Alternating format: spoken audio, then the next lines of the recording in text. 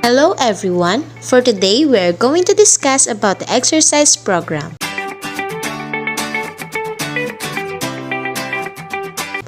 Exercise programs are popular. There are gyms and other fitness providers with many different types of classes, exercise routines and equipment, catering to a wide range of people. Health benefits of exercise programs. An exercise program that is tailored specifically to your needs is a great way to stay physically and mentally fit. It also provides additional benefits such as improved condition of the heart and lungs, increased muscular strength, endurance and motor fitness, increased aerobic fitness, improved muscle tone and strength, weight management, better coordination, agility and flexibility, improve balance and spatial awareness, increase energy levels, improve immunity, increase physical confidence, reduce risk of chronic disease such as type 2 diabetes and heart disease, improve sleep, improve brain function and health, improve general and psychological well-being, greater self-confidence and self-esteem, and improve social life. Before starting your exercise program, anyone aiming to start and maintain an exercise program, whether on their own or with the help of a trainer or instructor, should use the PAR-Q. It is also suggested for individuals who want to increase the intensity of their present workout. What is the Physical Activity Readiness Questionnaire or PAR-Q? The PAR-Q is a basic self-screening tool that fitness trainers and instructors often use to estimate the safety or potential dangers of exercising based on your medical history, present symptoms, and risk factors. It can also assist a trainer in developing the best exercise prescription for a client. All the questions are designed to help uncover any potential health risk associated with exercise. The most serious potential risk of intense exercise is that of a heart attack or other sudden cardiac event in someone with undiagnosed heart conditions. However, the PAR-Q is not a complete medical history. The questions aim to uncover heart, circulatory, balance, medical, emotional, and joint problems that could make exercise difficult or even dangerous for some people. PAR-Q results. Your responses to these questions can help you decide whether you're ready to start an exercise program or increase the intensity of one you are already doing.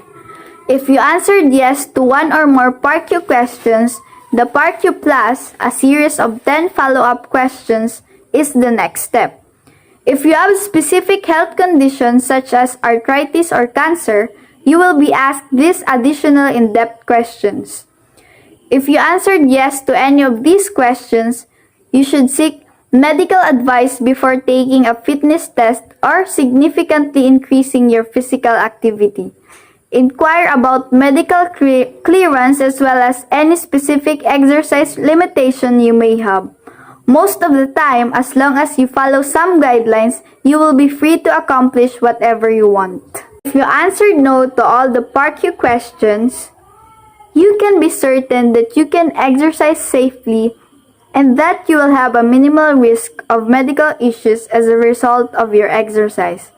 It's still critical to begin carefully and gradually expand your workload. A fitness assessment with a personal trainer or instructor may also be beneficial in determining where to begin. You must assess your current fitness level using the following information or make an appointment with an exercise professional for a fitness assessment assessing your fitness. Everyone can benefit from exercise. However, some people may need to take a few precautions before starting or ramping up an exercise program. The PAR-Q can help you determine whether you should consult a doctor or not. Assessing your fitness level for an exercise program. You probably have some idea of how fit you are, but knowing the specifics can help you set realistic fitness goals, monitor your progress, and maintain your motivation. Once you know your starting point, you can plan where you want to go.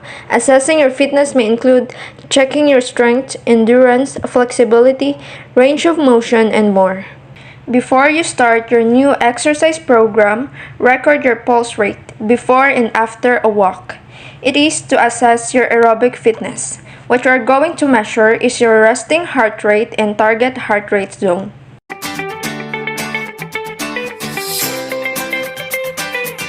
Your resting heart rate represents the number of times your heart beats each minute when you are at rest. For most adults, a healthy heart rate is 60 to 100 beats a minute. An athlete or more active person may have resting heart rate as low as 40 beats per minute. The more fit you are, the lower resting heart rate. The target heart rate zone is an increase in your heart rate after doing such activities. This table shows target heart rate zones for different ages. Your maximum heart rate is about 220 minus your age. In the age category closest to yours, read across to find your target heart rates.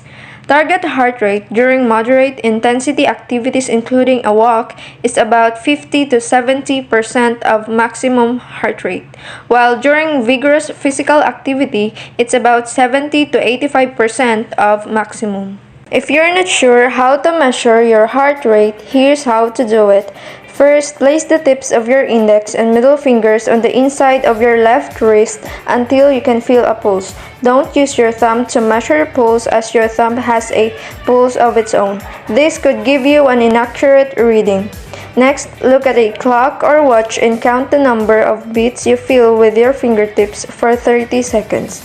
Once you have that number, multiply the number by 2 to get your BPM. So, for instance, if you counted 55 beats in 30 seconds, your heart rate would be 110 beats per minute. Next is to record how long you take to walk a certain distance. Everyone walks at a different pace, but as a guide, most adults can walk at around 2.5 miles or 4 kilometers an hour without accounting for stops. Next is to record how many bench push-ups or squats you can do in 30 seconds. This is to test your muscle strength and endurance. To do the bench push-ups, first is to position your body properly. Stand facing the bench, table, or the edge of a bed. Place your hands on the edge of the bench just slightly wider than shoulder width. Your arms are straight but elbows are not locked. Align your feet so that your arms and body are completely straight. Now that you are positioned properly, you can start performing the bench push-ups. Begin by taking a few deep breaths. As you inhale, bend your elbows, lowering your body at an angle towards the bench and floor. Once your elbows are benched to a 90-degree angle, exhale and use the muscles in your chest and arms to push yourself back up to a starting position. To do the squats, initiate the movement by sending the hips back as if you're sitting back into an invisible chair.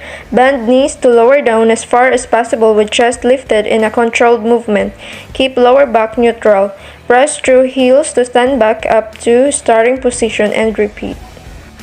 Next is to record your waist circumference. It is measured midway between the top of your hip bone and bottom of your ribs. Your waist circumference matters more than your weight. The more fat you carry around your waist could mean more health problems down the road. Excess fat around your internal organs can impact the way your body functions. Your waist measurement is a good indicator of your overall health. To measure it, first locate your hip bone.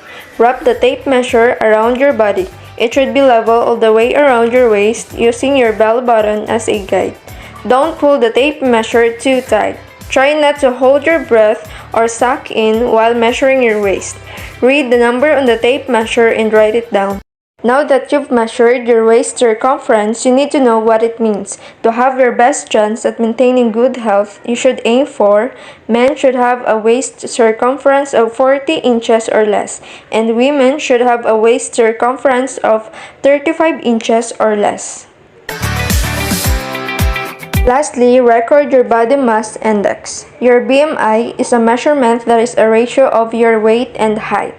It's a good way to figure out whether your weight is in healthy proportion to your height. Simply divide your weight in kilograms by your height in meters squared. For example, if you weigh 70 kilograms and you are 185 centimeters tall, your BMI calculation will look like this. If your BMI falls between 20 and 25, then you are healthy with appropriate fat and muscle mass. However, if your BMI is more than 25, then you are overweight and unfit, and this will need to be remedied fast.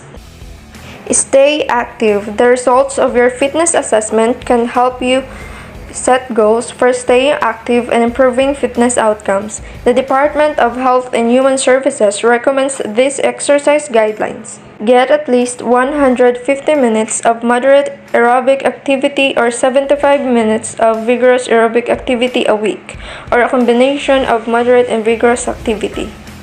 Do strength training exercises for all major muscle groups at least 2 times a week.